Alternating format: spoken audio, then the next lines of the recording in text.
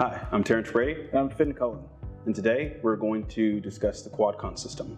We're going to discuss operational features, routine maintenance, and key aspects of the system that will allow you to increase the longevity of your system and the fleet of which you'll be managing.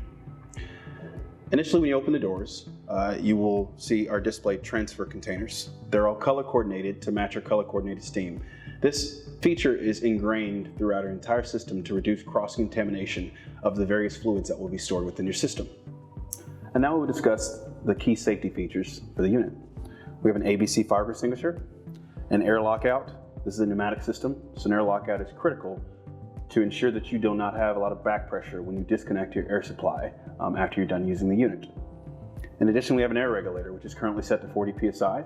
That is operational for most fluids. However, depending on the viscosity of your fluid, you may need to increase the air pressure so that the pneumatic pumps can handle more viscous fluids. As mentioned, the color coordination of the transfer skids is ingrained throughout our entire system. So we also have color coordinated quick disconnects that are pinned specifically so you cannot interchange the various colors when you're trying to pull or fill fluids within your systems. So a blue quick disconnect cannot be connected to a red disconnect, which will also aid in the prevention of cross-contamination, preventing the wrong fluids from making its way to your assets.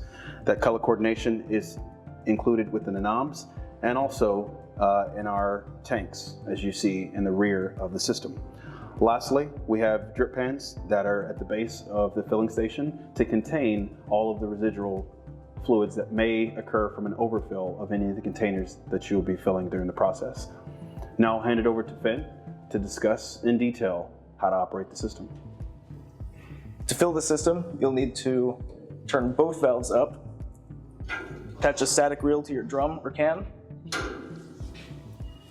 place the suction wand into the drum and the color-coded quick disconnect to the respective color. Pull the valve to open, watch the level gauge to make sure it does not overfill, and when you're done, close the valve, remove the quick connect, and store it away. To recirculate the fluid, so pull this ball valve down, open the air valve, and it'll be recirculating. When you're finished, just close the valve. And you'll refer to the tank recirculation cycle time guide in the manual for the recommended duration. Also confirm with your fluid supplier how often the fluid should be recirculated for maximum longevity. To dispense the fluid, you'll need to turn both ball valves down. Then you can open the air valve to start the pumps, lift the handle and fluid will begin to flow. Let go and fluid will cease. And then you close the valve and turn off the system. Now these tanks must be empty for transport. If you need to empty the tanks and you do not have access to power, you can connect this quick disconnect to the port on the back, the same one they used for filling the tanks.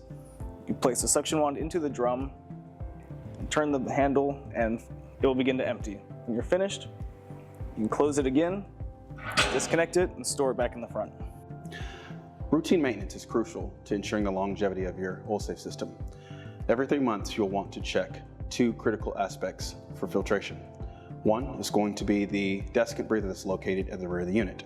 You'll need to check the desiccant bed to ensure that it has not changed colors from gold to green.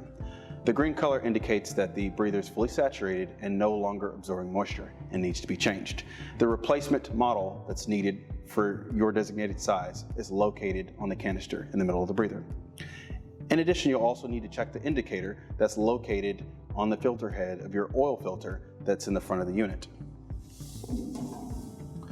That filter head has a white indicator in the middle of the indicator. You'll need to ensure that that is in the green.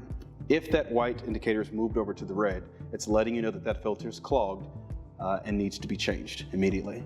Keep an eye on both of those aspects as they are critical to filtration within your system. Thank you for watching.